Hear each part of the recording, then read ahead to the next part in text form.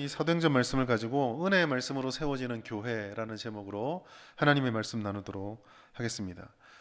영화들이 사용하는 소재들이 사실은 되게 다양한 것 같지만은 큰 카테고리로 분류하면은 되게 익숙한 소재들이 반복되어지는 걸 봐요. 뭐 사랑이든지 불륜이든지 전쟁이든지 스릴러라든지, 그리고 그러한 큰 주제 분류 중에 하나가 있다면 전에도 한번 여러분에게 나눴던 적이 있는 것 같은데, 종말을 소재로 하는 영화입니다. 흔히 아포칼립스 영화라고 부르는 건데요. 이 종말을 소재로 다루는 영화들을 보면은 뭐 스토리를 배치하는 방식이나 풀어내는 방식들은 조금씩 다를지 모르겠지만 공통적으로 등장하는 것들이 있어요. 문명이 파괴된다거나 사회 시스템이 붕괴가 된다거나, 그로 인해서 사람들과 사람 사이에 당연하게 지켜지던 윤리나 도덕이나 가치관들이 다 무너져 버리는, 파편화되고 개별화되는 이런 모습들이 이제 종말에 굉장히 많이 등장을 하게 되죠. 그거는 뭐 우리가 봤던 뭐 되게 먼 미래에 되게 비극적인 그런 게 아니더라도 우리 주변에서도 흔히 일어나는 그런 일들로 나타납니다. 사실 이 종말이라는 것이 보여주는 그러한 영화들의 가장 큰 비극이 뭘까 생각해 보면, 지킬 것이 다 지켜지지 못하고 무너져 내렸다는 것, 그리고 그런 상태가 되어버렸기 때문에 그 마지막 때에 살아가는 주인공들은 하나같이 뭘 지켜야 될지도 모르고 또 무엇을 어떻게 세워야 될지도 모른 채 큰 비전도 없이 그저 하루하루를 생명을 생존하기 위해서 살아가는 것들이 그런 비극을 보여주는 것 같아요. 물 한 방울, 음식 한 가지, 한 사람을 쟁취하고자 하는 그런 것들이 굉장히 크게 갈등으로 다가오게 되죠. 사실 이 종말의 비극이 우리에게 되게 심각하게 와닿는 이유는 사람의 삶의 목적 때문이기도 하고 존재의 가치 때문이기도 합니다. 사실 사람은 뭐 거대하게 나라를 세운다, 뭐 사회 문명을 세운다, 그런 게 아니다고 할지라도 사람들은 은근히 자기의 삶을 살아가며 내 삶에서 무엇인가를 쌓아가고 세워가려는 목적을 가지고 살아가요. 공부를 하건 직장 생활을 하건 가정을 꾸려가든 뭐 다른 누군가가 어떻게 알아주는 것과 상관없이 자기 인생의 블록들을 하나하나씩 쌓아가면서 성취하고 만족하면서 살아가거든요. 그래서 사람의 인생들에는요, 그렇게 쌓아가는 사람과 쌓지 못하고 무너뜨림을 경험하는 사람, 혹은 그것을 무너뜨리는 사람들, 이런 사람들로 구성이 되어져 있습니다. 그런데 우리가 성경을 놓고 신앙의 눈으로 이러한 사람들과 세상을 바라보면, 우리가 뭐 무엇을 쌓는다, 무엇이 무너진다, 이런 것을 생각하기 이전에 근원적으로 굉장한 불안 요소를 가지고 있다라는 것을 깨닫게 돼요. 그것은 바로 사람이라는 존재, 그리고 이 세상이 가지고 있는 본질적인 타락의 상태입니다. 무언가를 이루는 사람도, 그리고 그것을 이루지 못하고 실패했다고 말하는 사람도, 혹은 다른 어떤 것을 무너뜨리는 사람도, 그 어떠한 사람도 근원적으로는 다 타락의 영향을 받고 있다는 거죠. 다 공통점이에요. 성경은 그래서 많은 사람들이 내가 무엇을 쌓느냐, 아니면 무엇을 잃어버리느냐, 이런 걸로 계속 고민하고 있는데, 성경은요, 사람의 이 근원적인 문제가 해결되지 않으면 그런 고민들이 다 무의미하다고 우리들에게 계속 알려주고 있어요. 예를 들어서 전도서 2장 11절 말씀 같은 경우 보시면, 그 후에 내가 생각해 본 중 내 손으로 한 모든 일과 내가 수고한 모든 것이, 전도서에서 가장 반복되는 말이 뭐죠? 다 헛되다, 바람을 잡는 것이고 해 아래에 무익하다라고 말합니다. 아무리 노력해도 이 근원의 문제가 해결되지 않으면 헛되다라는 거죠. 시편 121편 7절, 127편 1절 보시면, 여호와께서 집을 세우지 아니하시면 세우는 자의 수고가 헛되고 여호와께서 성을 지키지 아니하시면 파수꾼에 깨어 있으면 헛되도다. 세우는 사람이 있고 파수꾼이 있지만 그것도 역시 여호와께서 역사하는, 즉 신앙적인 이 근원적인 문제가 해결되지 않으면 의미가 없어진다라는 거예요. 예수님께서는 마태복음 16장 26절에 보시면, 사람이 만일 온 천하를 다 얻어치면 제 목숨을 잃는다면 그게 무슨 유익이 있느냐라고 말하셔서, 근원적인 문제가 해결되지 않은 채 우리가 가지고 있는 이 인간들의 기본적인 욕망과 기본적인 바람들은 사실 다 의미가 없다라고 우리에게 말씀해 주셨어요. 그래서 전도서 1장 2절, 뭐 전도서의 표제어처럼 되어 있죠. 헛되고 헛되고 헛되니 모든 것이 헛되다라는 말씀이 나오게 되는 것입니다. 예수를 믿지 않았던 선생님이었던 것 같은데, 그래서 이제 우리 고등학교 때 막 고3 때 공부한다고 막 지쳐서 얼굴이 찌들어가는 우리들을 좀 웃겨주시려고 그런지 모르겠는데, 저는 그게 되게 철학적으로 들렸거든요. 저는 그 선생님의 이야기가 아직까지도 제가 신앙이 없다면 이렇게 비참해지는 거에 가장 잘 보여준 예라고 생각을 해요. 이렇게 말씀하시더라고요. 너희들 공부해서 뭐 할래? 대학 가겠지. 좋은 대학 가서 뭐 할래? 좋은 여자 만나겠지. 좋은 남자 만나겠지. 만나서 뭐 할래? 결혼해서 좋은 가정 꾸미겠지. 좋은 가정 꾸면서 뭐 할래? 애 낳고 행복하게 살겠지. 애 낳아서 뭐 할래? 잘 키우겠지. 잘 키워서 뭐 할래? 걔 좋은 직장하고 가정 꾸리는 거 행복하겠지. 행복해서 뭐 할래? 손자 손녀 안겠지. 안아서 뭐 할래? 죽겠지. 그 마지막 말이 충격처럼 턱 떨어지더라고요. 가만히 묵상하면 그거잖아요. 내가 너무 극단적이지만 열심히 공부해서 좋은 대학 가는 게 결국 죽으려고 하는 것밖에 안 되는 거예요. 이 근원의 문제가 해결되지 않으면 세우고 지키는 힘과 방법은 우리 안에 있잖아요. 뭔가를 세워야 된다 생각을 해요. 뭔가를 지켜야 된다고 생각을 합니다. 그런데 안타까운 것은 바르게 세우고 바르게 지킬 수 있는 이 근원적인 힘이 우리에게 없습니다. 그리고 오늘 본문의 말씀은 이 근원적인 힘이 어디로부터 오는가? 교회를 세우는 모습 속에서 신앙을 세우는 모습으로 확장되어지고 우리 인생을 세우는데 적용할 수 있는 가장 중요한 것을 우리들에게 말씀해주고 있습니다. 사도 바울이 이 사도행전 20장부터 이어지는 계속적인 말씀들은 사도 바울이 더 엄청난 사역들을 하고 더 많은 일들을 하는 배경이 아니라 이제는 그의 인생이 내리막길로 걸어가는 그 여정 속에 있어요. 사도 바울은 지금 에베소 교회에서 예루살렘을 향해서 가서 예루살렘에서 이제 로마로 압송되어지고 그 로마에서 핍박과 고난을 받을 것을 알면서 그 내리막길을 걸어가며 지금 에베소 교회의 마지막 이야기를 하고 있습니다. 그 말씀 속에서 오늘 본문은요, 지난주의 말씀은 하나님 앞에 내게 주신 사명을 다할 때까지 내가 멈추지 않고 달려가겠다라는 자신의 각오를 천명했다면, 오늘 본문의 말씀은 그러나 나와 달리 남겨져서 이제 교회로 세워지고 교회로 살아갈, 믿는 자로서 살아갈 에베소 교회를 향한 권면의 말씀이 들어있어요. 그런데 이 권면의 말씀의 가장 중요한 핵심은요, 너희가 잘 될 거야, 너희가 하나님 은혜로 성공할 거야가 아니라 경계하라 라는 말씀으로 채워져 있습니다. 특별히 오늘 본문에는요, 세 가지를 경계하라고 말해요. 첫 번째, 28절 말씀을 우리 함께 읽어보겠습니다. 다시 읽겠습니다. 사도행전 28절 시작. 여러분은 자기를 위하여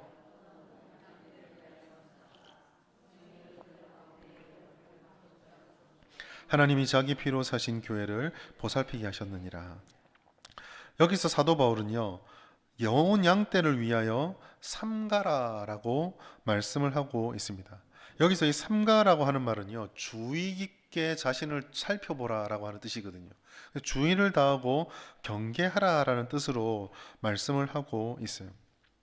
이 삼간다라는 단어, 이 단어 자체가 가장 빈번하게 사용되는 배경은 사실 전쟁터입니다. 전쟁터에서 특별히 다 전쟁은 주의를 요하지만 어떤 특별한 직군을 가진 사람들에게 이 단어가 굉장히 강조가 되는데 바로 파수꾼이에요. 전쟁을 치르기 위해서 진지를 구축합니다. 진지를 구축하고 상대방의 동태를 파악을 해서 그들의 움직임을 빨리 캐치를 하고 적절하게 대응하려면 파수꾼의 존재가 굉장히 중요합니다. 그 파수꾼의 가장 중요한 임무가 바로 이 삼가는 것, 주의 깊게 상대방의 진영을 살펴보는 것이었습니다. 만약에 이 파수꾼이 잠들어 있거나 경계를 소홀하게 하게 되면 그 빈틈을 타서 적들이 들어오게 되고 전쟁에서는 이길 수 없게 되는 거죠. 잘 살피고 경계하는 것이 중요하다라는 것입니다. 사도 바울이 왜 이 에베소 교회를 향해서 삼가라고 했을까? 무엇을 삼가라고 했을까? 28절 말씀 마시면은요, 우리를 잘 보시면 자기를 위하여 첫 번째, 그리고 두 번째, 온 양떼를 위하여, 그리고 하나님이 자기 피로 사신 교회를 위하여 삼가하라라고 말씀하셨어요. 즉, 여기서 우리가 성도와 교회로서 이 땅을 살아갈 때 하나님께서 강조했던 것은요, 자기 자신을 돌아보고, 그리고 자기 주변에 있는 사람들을 돌아보고 그리고 내가 소속한 공동체를 잘 살펴보라라고 경계의 말씀을 주셨다라는 것입니다.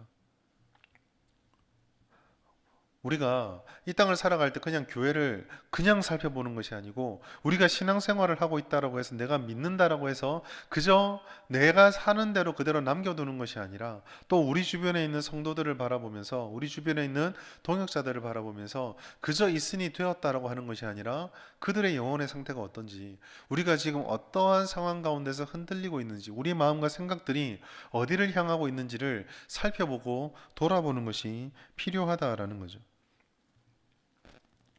두 번째로 보시면은요, 29절 말씀 보시면 사나운 이리를 경계하라라고 말씀합니다. 사도행전 20장 29절 보시면 내가 떠난 후에 사나운 이리가 여러분에게 들어와서 그 양떼를 아끼지 않는다라고 말씀하고 있어요. 양떼를 유린하는 이리의 존재가 너희들에게 위협이 될 거야. 그러니 이와 같은 이리들이 너를 유린하지 못하도록 너의 양떼들을 유린하지 못하도록 그리고 교회를 유린하지 못하도록 경계하고 있어야 한다라고 말씀하고 있습니다. 이것은 에베소서의 배경을 통해서 우리가 조금 이해를 할 수가 있어요. 에베소서가 그 한 번 더 등장을 하는 데가 어디냐면 요한계시록 말씀입니다. 요한계시록에서 아시아의 7교회에 대한 하나님의 말씀이 주어질 때 첫 번째 주어졌던 교회가 바로 에베소 교회예요. 그 에베소 교회 보시면은요, 에베소 교회가 무엇과 치열하게 싸움을 했는지가 고스란히 드러납니다.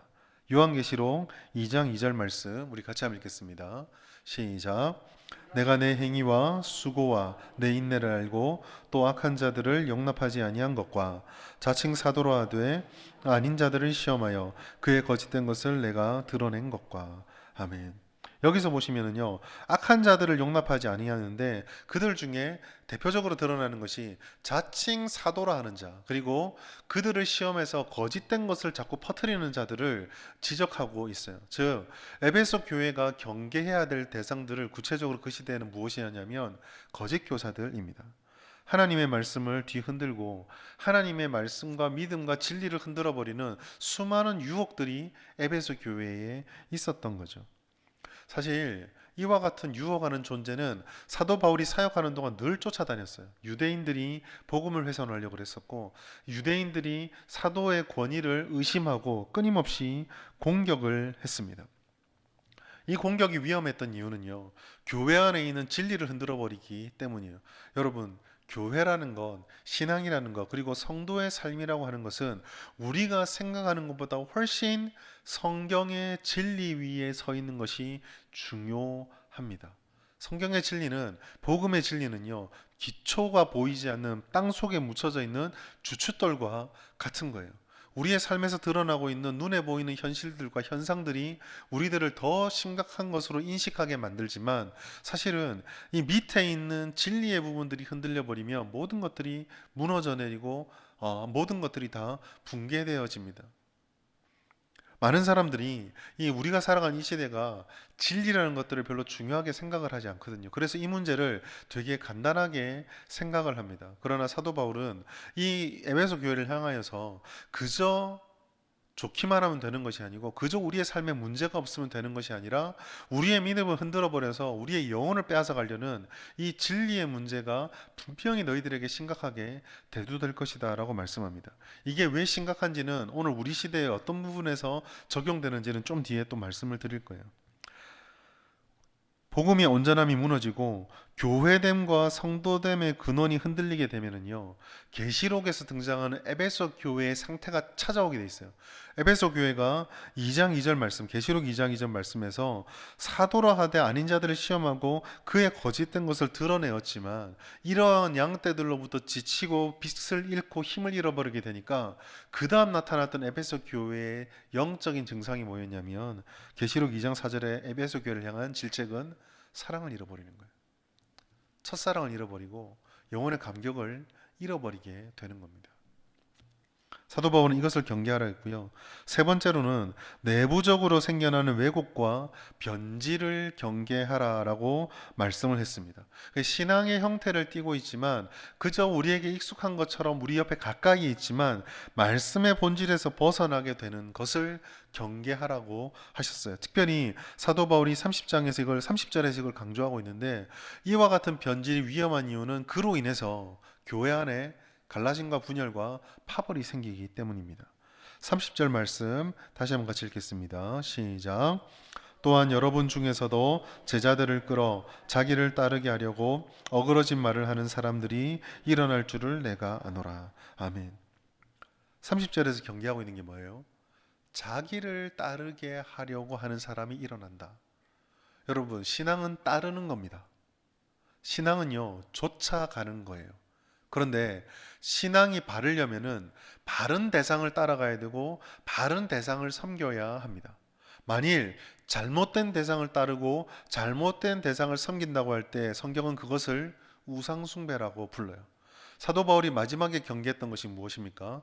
예수님을 따르는 온전한 신앙에서 벗어나서 말과 진리를 왜곡하고 변질시켜서 예수님이 아니라 사람을 바라보게 만들고 사람의 생각을 쫓아가게 만드는 그와 같은 신앙의 변질을 경계하라라고 우리에게 말씀하셨습니다.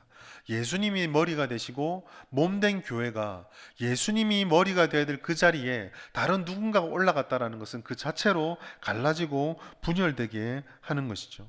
고린도 교회가 이 모습을 고스란히 보여줘요.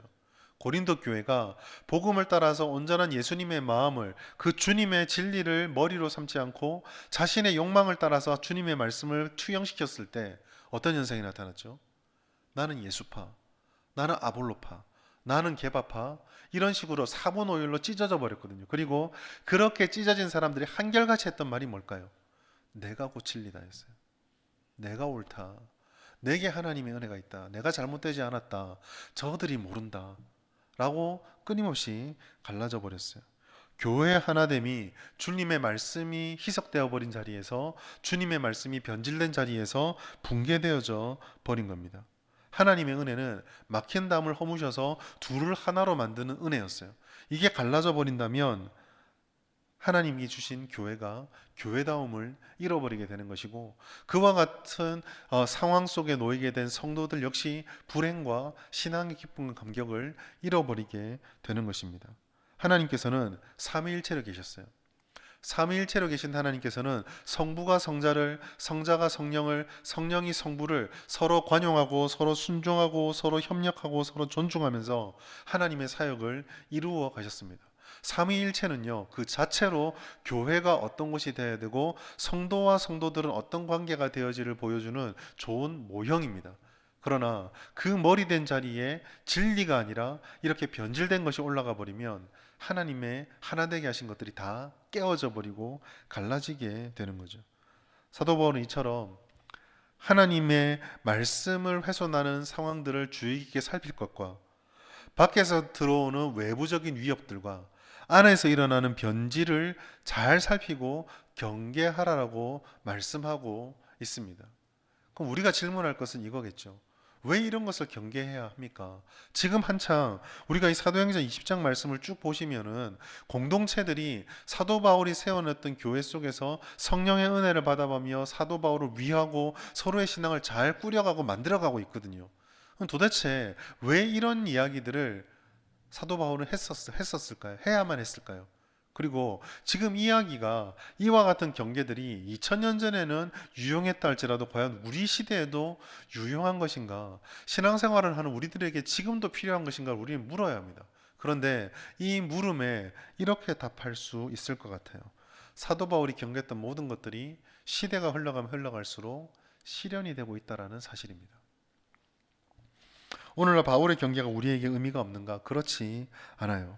오늘날 한국 교회를 바라보고 이 땅에 한국 교회뿐만 아니죠. 모든 이 세대의 교회들, 부흥하는 교회가 있다고 하지만 그래도 불구하고 이 시대의 교회들을 관통하는 한 가지 중요한 맥락 중에 하나는 하나님의 은혜가 없는 삶, 하나님의 은혜가 없는 신앙의 그 전형들이 여기저기서 보여지고 있다라는 것입니다. 삶과 신앙이 일치되지 않는다라는 말들.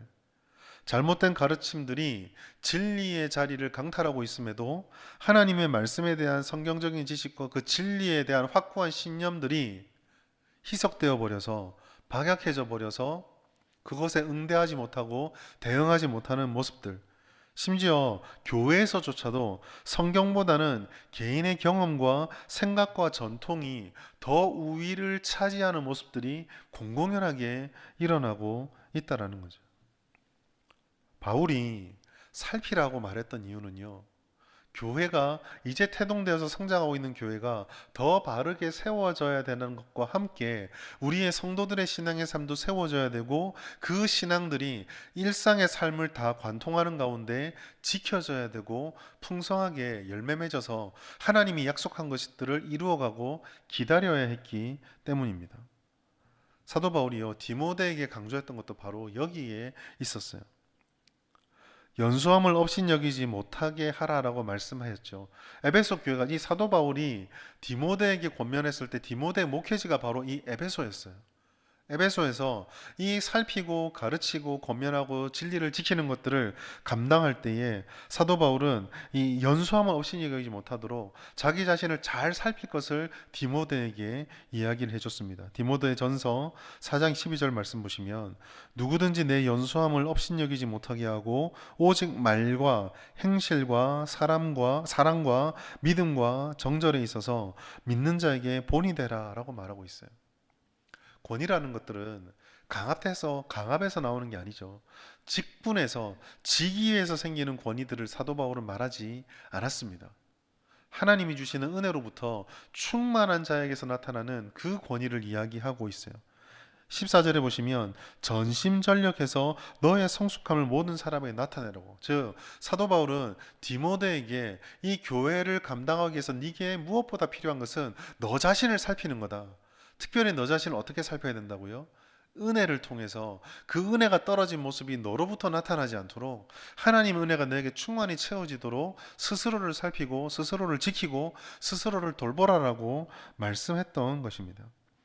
결국 중요한 것은 은혜가 없는 삶이 우리 가운데 찾아오지 않도록, 은혜가 우리에게 사라지지 않도록 하는 것이 중요했다라는 거예요. 그러기 위해서 우리에게 뭐가 중요할까요? 삶의 현장에서 예수의 향기가 나타나지 않는, 본을 보이지 않는 신앙이 되지 않는가를 우리는 돌아보아야 한다라는 거죠. 그럼 우리에게 이 질문은 굉장히 심각해져 버립니다. 어떤 점에서 그렇습니까? 오늘날 우리가 살아가는 세상은요, 대립과 갈등이 심합니다. 분열과 적대감이 가득하고요, 진리를 외면하고 개인의 생각들을 강조하는 문화들이 굉장히 팽배해져 있습니다.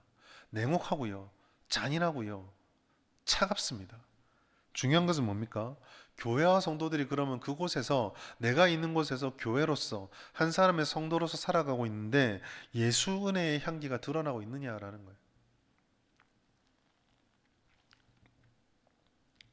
유린하는 이리와 자기를 따르게 하려는 모든 것이 진리의 기준에 대해서 공격하고 변질을 자꾸 우리에게 가져옵니다. 그 말은 여기에 우리가 휩쓸려져 버리면 세상 속에서 그리스도의 향기를 잃어버리게 된다라는 거예요.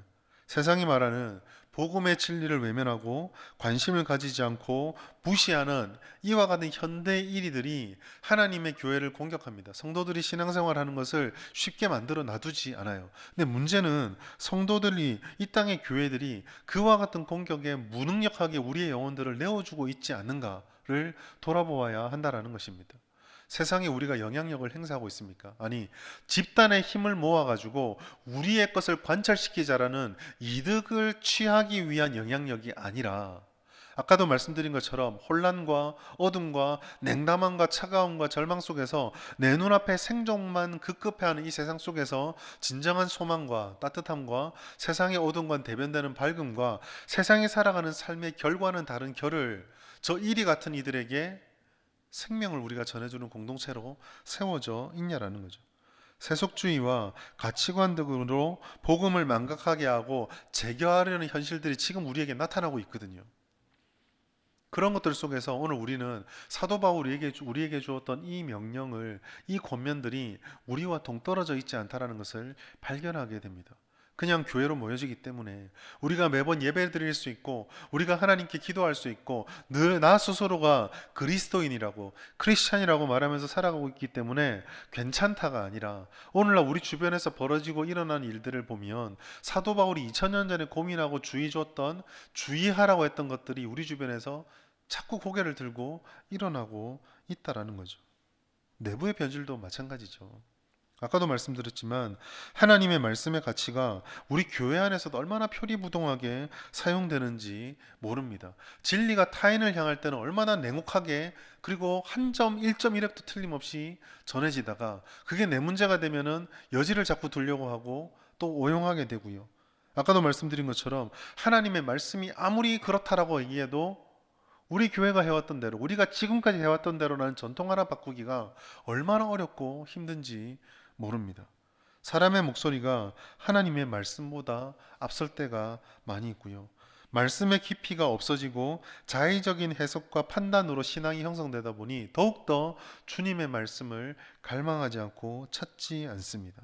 무엇보다도 우리가 가슴 아프게 들어야 되는 하나님의 말씀을 말하는 그 입의 이야기들은 좋은 얘기 같은데 막상 그 입으로 말을 전하는 성도들의 삶을 바라보고 교회의 삶을 바라보면 도무지 그 말과 일치되는 삶을 찾을 수가 없다라는 비난들이 물론 억측일 수도 있고 물론 과대 해석하고 확대 해석하고 그렇게 사는 사람도 있음에도 불구하고 억울하다고 말할 수 있을지 모르나 우리 마음 한구석에는 그래 우리가 말씀대로 살지 못하지 라고 하는 변질의 모습들이 나타나고 있다라는 거죠.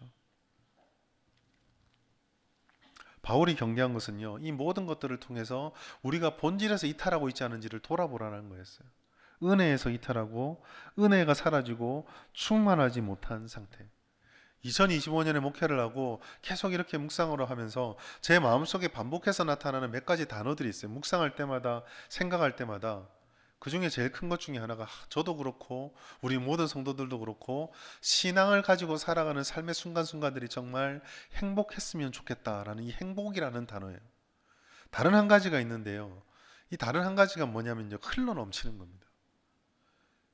우리 안에 채워지는 은혜가 없고 우리 안에 은혜로 충만해지지 못하다 보니까 그러한 모든 외부적인 것들, 내부적인 변화와 이 모든 상황들에 대해서 자꾸 소진되어지고 쓰러지고 무너지는 거예요. 우리의 영혼이 과연 채워져 있는가? 우리가 이 세상으로 이 세상의 그러한 모습들을 바꿀 수 있기 위해서 흘려보낼 것들이 있는가를 바라보게 됩니다. 즉 지금 사도 바울이요. 이 에베소 교회에게 마지막에 주었던 이 살펴라 그리고 이리를 조심해라 내부에서 일어나는 변화를 조심해라고 했던 그 한 가지 그 모든 것들의 핵심은요. 우리 안에서 은혜가 사라지지 않도록 우리 자신들을 돌아보고 교회를 돌아보라라는 이야기입니다.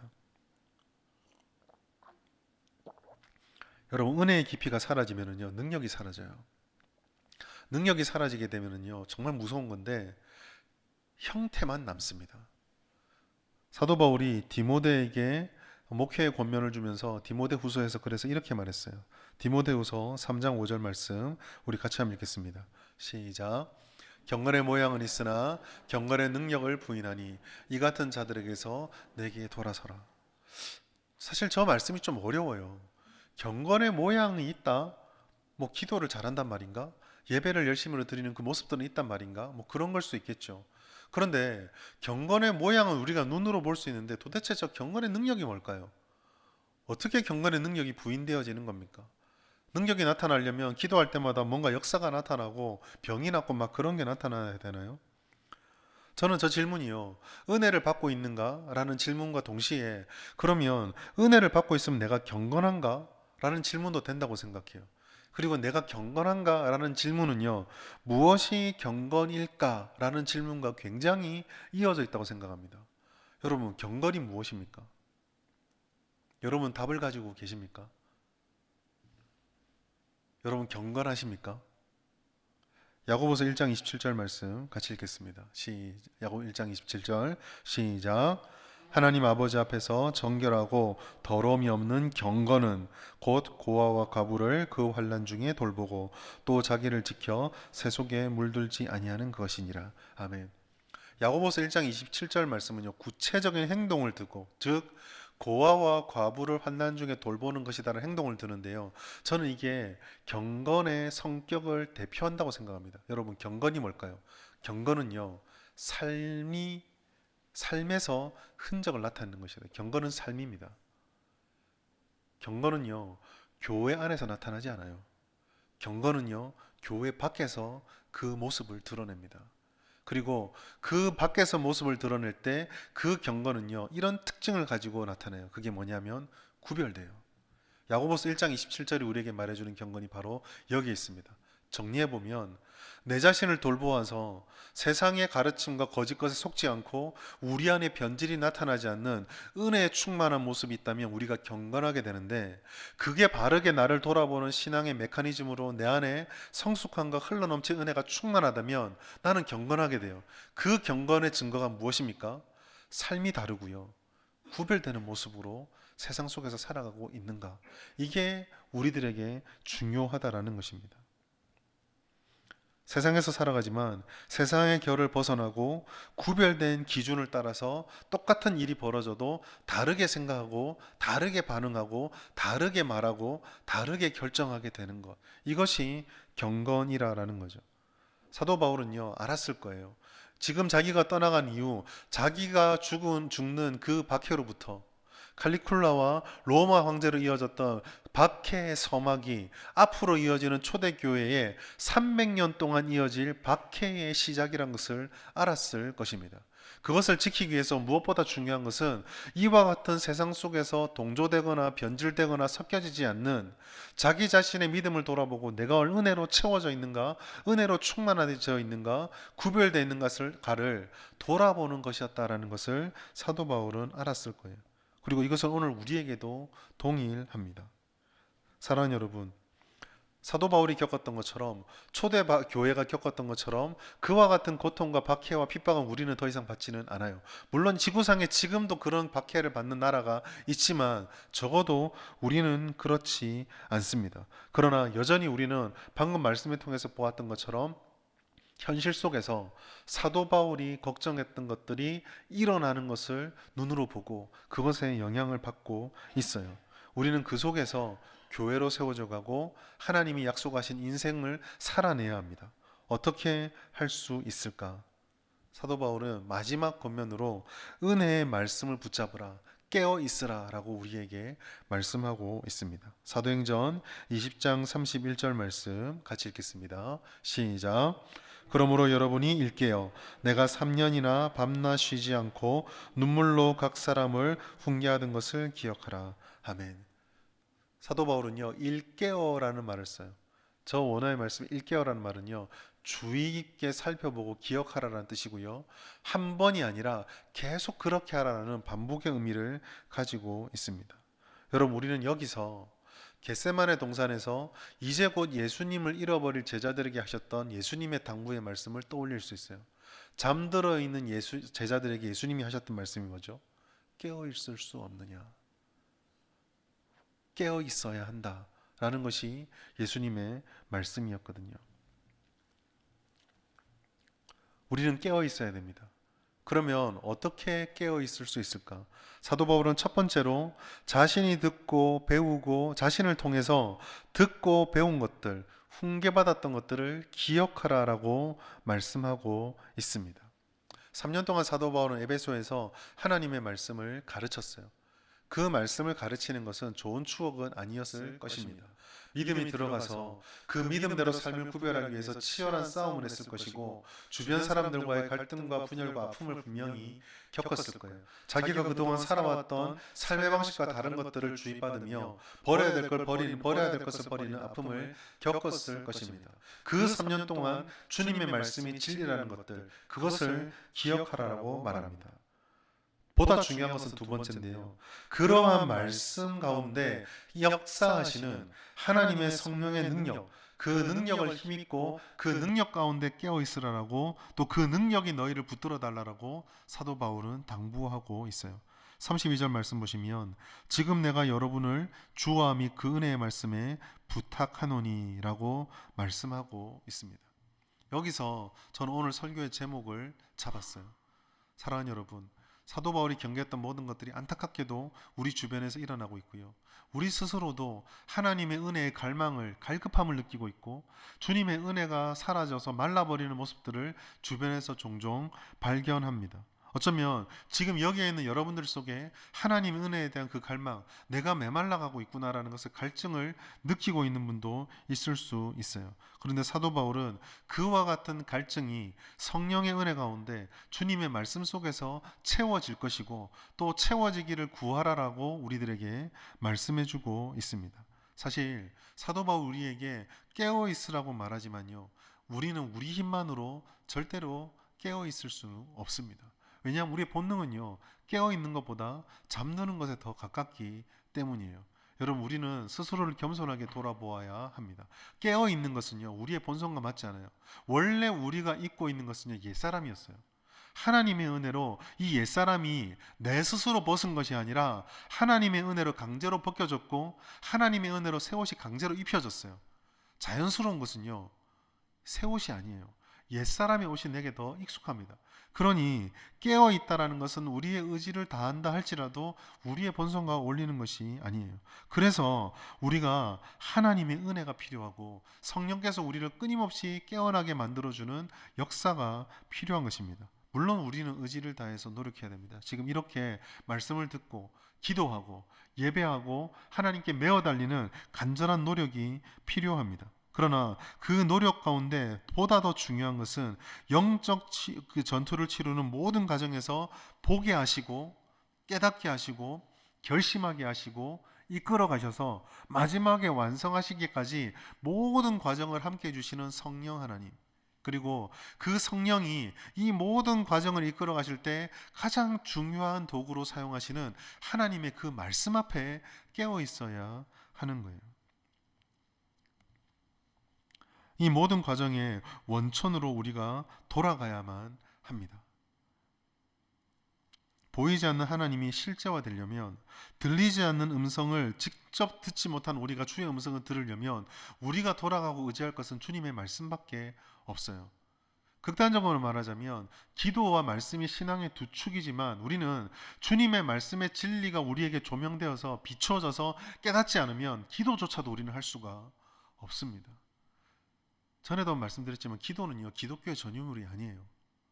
여러분, 기도는 기독교의 전유물이 아니고요, 심지어 우리가 도전을 받아야 될 것이지만 받아야 된다고 생각을 하는데요, 우리보다 열심히 기도하는, 우상을 숭배하는 자들이 얼마나 많은지 모릅니다.